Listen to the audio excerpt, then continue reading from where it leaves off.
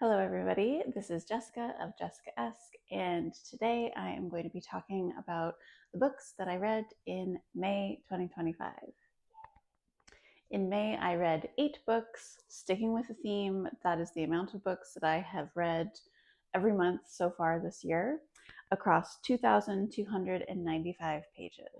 The first book that I finished in May was my buddy read with my friend Dora. It was Conversations with Friends by Sally Rooney. This was, I believe, Sally Rooney's first debut novel. Previously, I had read Normal People and loved it, and I had heard, people that had read Normal People and Conversations with Friends. I had kind of heard them prefer maybe Normal People to the former, and I maybe still do prefer it, but I really loved Conversations with Friends. So I was pleasantly surprised. I thought it was a really impressive debut novel, and I thought it was really, really well done in terms of the character development. The plot was never going to go in the direction that I thought it was going to go, and just having written so thoroughly and so well characters of I think around 21 years old and then around 32 to 36. Like although the age range, depending on the time in your life, that age range is sometimes super huge and sometimes not as big. But at that time in your life, when you're 21 and you're meeting, for whatever reason, 30-year-olds, that's a very big gap in terms of life experience and where you're at in your life. And I thought it was just really, really well written from the perspective of the different age ranges and phases of life that people were in. There were definitely times, it was a very domestic sort of story, and I thought that the characters were so well done. And it was all told from the first person perspective of the one narrator. And that, lends itself to further, characterization issues of how well can we really say that we know any of the other characters because we're learning about them through this first person narrative of Frances. um, and how well can we judge the events that have taken place because it's always from her perspective. So I won't waffle on anymore, but it was brilliant and I gave it a 5 star. The next book I finished, North and South by Elizabeth Gaskell. This was our book club read. It was our epic read. So we read it over 3 weeks' time, met up once every 3 weeks to talk about it. At the third portion of the book, I'd never read it. I've never seen the BBC adaptation, though now I'm dying to. So good. When we met, one of the times a friend of mine was saying that somewhere she had read that North and South was Pride and Prejudice for the everyman or something, or Pride and Prejudice for the working man. And once she said that, I didn't quite see it through that lens, but I really, it had so much of a fan fiction feel to me. And I mean that with the most possible respect and the highest compliment. Just how much romance there was and how much romantic subtext there was, and yet it was for the bulk of it was this book about social unrest and the political economy of the day and the time and the place, and um, the domestic story of family and families, and how do all these people survive day to day, how have they survived the horrors of their past. It was just so good. It was so good. 5 stars, of course. I wish I had more concrete, intelligent things to say. I think because I've already talked about it 3 times, with my friends. I am all wrung out, but highly recommend if you're ever thinking of picking this one up. So good. The next book I finished in May was Crying in H Mart. I didn't know what this was about, and I happened to read it like leading up to Mother's Day. So if you aren't aware, if you aren't familiar, Crying in H Mart is a memoir, and it is all about the reflections of the time that the author spent caring for and essentially watching her mother die. Michelle Zauner is a musician. She is the lead, and I think she has bandmates, but she's the creator of Japanese Breakfast. And this, she's Korean, half American, and this book is very focused on food and how food can be like this love language and to people, but also as a way of maintaining a connection with your heritage or maybe the land that you come from. And so there's a lot of sharing about her like mother's diagnosis and her mother's sickness and her relationship with her mother, both as an adult but also growing up, and how isolated she felt growing up in, I think, Oregon, outside of Portland. That part, I don't know Oregon very well.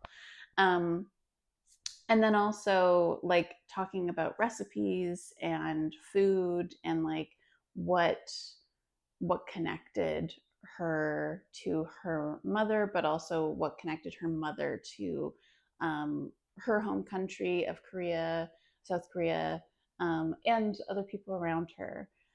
So it was heartbreaking, so gut wrenching, but so beautiful. I was crying almost every chapter, which is, I think the point. And yeah, it was absolutely beautiful. From the get go that her mother is not surviving her cancer, but it is a very human story to hear about how people die and the decisions that people make along the way. um, she talks a bit about her father and her relationship with her dad, but also her parents' relationship to one another. And beautiful. It's just a really heart-wrenching, beautiful read. 5 stars. The next book I finished, back to fiction, was Julie Chan is Dead by Leanne Zong. This was a really interesting novel. I believe the author is Canadian, and it's about these twins that were separated, not quite at birth, but after their parents passed. And so the twin that we know and get the perspective of, she was raised by a pretty negligent aunt, and then her twin sister was adopted and raised by a white couple, a pretty wealthy, well-to-do couple, and so they're raised separately. But the white raised twin becomes this like YouTuber influencer, and so it's like this world that a lot of us are very familiar with, especially if like you're here on YouTube, consuming or even creating content. And she exploits her twin sister that we meet, Julie, who is like, living her life. I don't believe she was able to, maybe she graduated high school, but she wasn't able to take any post secondary education. She works at like a grocery store. She's often stealing to make ends meet. And her twin sister like bought her a house but didn't talk to her about it beforehand. She just like showed up to her work, and it was this whole viral sensation, meeting my long lost twin. So it really encompasses a lot of the themes of social media, which like exploitation is right at the top. You really have to like exploit yourself and others around you in order to make the sort of waves that would then turn any sort of profit. So it's a really interesting view of that world. But then it's also like the pacing, there's just so much that happens. The pacing is really wild because of how much gets fit in. I think the author did a really great job setting up the whole world of like influencing, but then like the plot point that's mentioned, on the back cover, about like going on this sort of secretive retreat, that doesn't happen until just over halfway through the book. Like they don't actually leave for the trip until like the 56% mark or something. And then once they're there, it's a very different sort of story. But it's also like very funny. So at first I was like, I feel kind of jostled around a little too much. I thought maybe it was going to be a 3-star, but it was just so funny. And like at the end of the day, I guess I didn't care that there was so much of a whirlwind effect. And maybe that also like represented the main character, Julie Chan, who inadvertently says that, it's like Julie that has died rather than the influencer sister. So I would recommend reading it. And if you have read it, I'd love to hear what you thought of the pacing, but also what you thought of the rest of the book. Um, yeah. The next book I finished was called Rebel Folklore. It was a really, really beautiful hardcover book that I ordered on Interlibrary Loan. And it's this full color nonfiction book of mythology. And it encompasses mythological creatures and beings from across the world.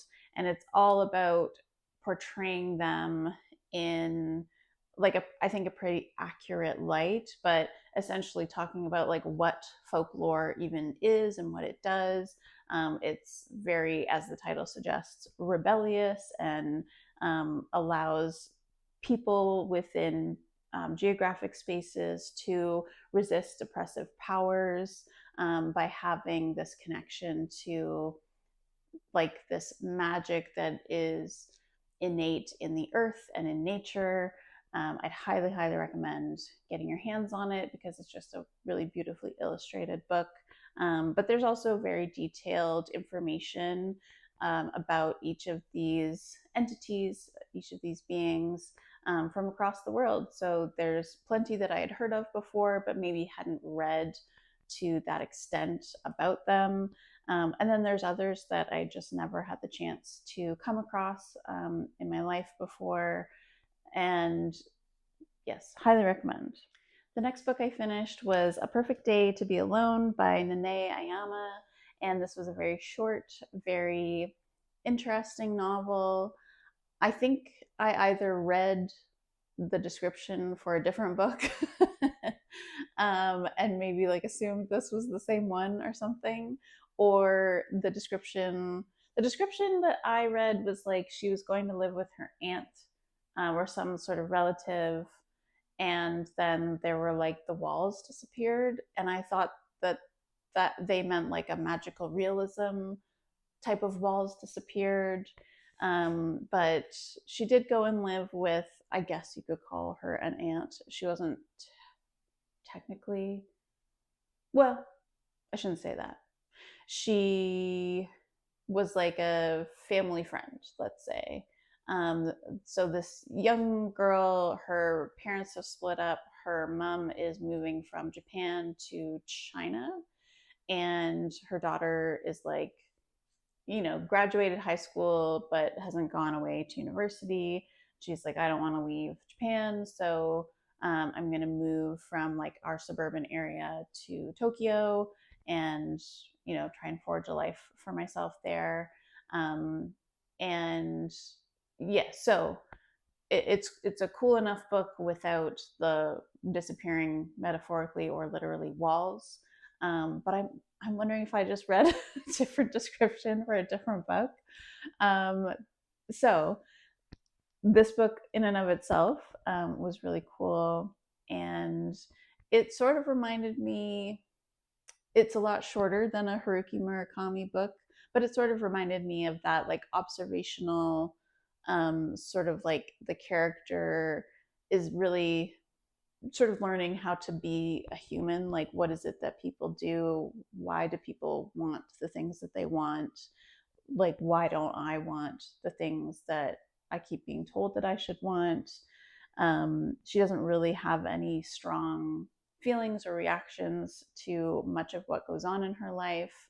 Um, and there's a lot of melancholy, I would say, um, in her as a character, but also in the people that she meets as well. I think it's a really cute story to have like a call it 20-year-old with a 72-year-old, and just like when you're in your 20s, especially the early 20s, there's periods where you're like, I feel so old, and especially as time rages forward, and there'll be like at 24 you're kind of like, oh, if I was going to do something brilliant, it would have already happened by now. I should have been a protege 10 years ago. So it's really cute and really fun to have that younger character living with that older character. I thought that was really well crafted and well done. um, and it covers essentially like a year in her life, and starts at the time where she decides to move to Tokyo and, yeah, start to make a life for herself. I won't say much more than that. The next book that I finished in May was Agatha Christie's Murder at the Vicarage. This was an audiobook that I listened to, narrated by Richard E. Grant. If you saw my audiobook tag video, you'll know that I love Richard E. Grant as a narrator for Miss Marple Mysteries. So this one I've read a couple of times, I think. It's not my favorite. It's not my favorite Miss Marple, but it is a really good one. You're always kind of like, you're never quite sure who done it, which is obviously the appeal. And I try and let time pass so that I can kind of forget who done it. And for this one, I did, or I was pretty sure that I did.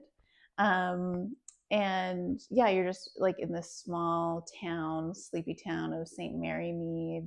And if you don't know Miss Marple, she is not like a trained detective. She's just an observant um, lady who uses her logic, uses her like experience of life and people and the world, um, and family members as well. She's got like this doofus of a nephew who's like, inadvertently, I think, often helps. Anytime he shows up, he sort of like distracts other characters, and makes room for the mystery to be solved a little bit, completely unintentionally, I will say. And then the last book that I finished was Divine Might by Natalie Haynes. The subtitle for this is Goddesses in Greek Myth. Gave this a 5-star. It is a nonfiction book. Natalie Haynes has written fiction retellings of Greek myths. I think she also has like general like literary fiction, none of which I have read, but I've heard good things about. And I read it as an audiobook.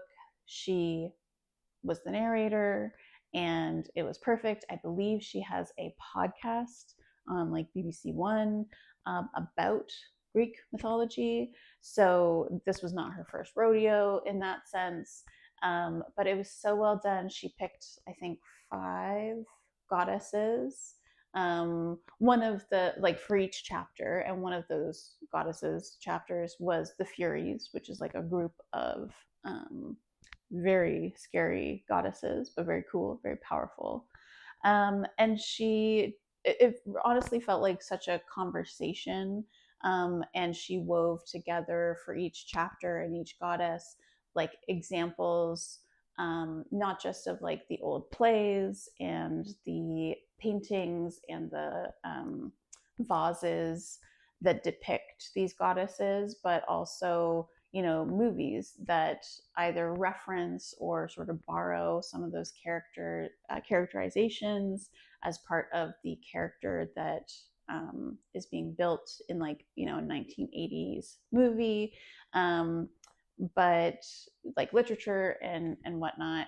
Um, it's just so well done. There's clearly so much care. This is a topic that I'm already interested in, but I feel like she's one of those people that, even if it was about like cement, how cement is made, the way that she loves to talk about it, you'd just be like, wow, that's really cool. I like, tell me more about the cement making process. So, highly recommend, whether you are into Greek myth or not. I really love the um, like the fair shake that she gave to a lot of these goddesses, well, all of them really. You know, Hera is one that I think is really hard for us in modern day to be like, woohoo, Hera, she was great, because she was married to a very frustrating husband, and we don't really take that into account. We just look at her behavior and how she treats the other like women, like the mortals. So, like Natalie Haynes even says, like, people told me that they were very interested to hear my take on Hera. Whereas like Athene, who I typically call Athena, um, anyway, she I think is given a lot more of a fair shake, um, in general. I think because of her bloodlust, and so she, in the book, gives like some other perspectives of, like, you know, we, not that she was pitting them against one another by any means, but just like, we don't have to agree. I got interrupted there. Anyway, it's a great book. I gave it a 5-star. I hope you read it. Okay, let's get into the stats. As I mentioned, I read 8 books over 2,295 pages. The average rating was, I've lost it, 4.8, which is great. The biggest moods that I read were emotional, reflective, and mysterious, sticking with the theme. Pacing. There's a mix here. So I read one fast paced book. I shouldn't do it by that kind of number. 13% of the books I read were fast paced. I'm pretty sure that's only one. 25% were slow, and the rest were medium paced. Page number, because of the epic read, this is a bit different. So 13%, again, I think this is one book, was 500 pages or more. That has to be north and south. 25% were 300 to 499 pages. And then the rest, 63%, were under 300 pages. I read 25% nonfiction, 75% fiction. And then my top genres, I read 3 literary books, 2 classics, and 2 contemporary. Okay. Thank you so much for watching my May reading wrap up. Please let me know what you read in May, what you're planning to read this month. And if you have read any of the books that I read, please let me know. I would love to hear your thoughts on any or all of the books that we both read. Until next time, I will see you in the next video. Bye.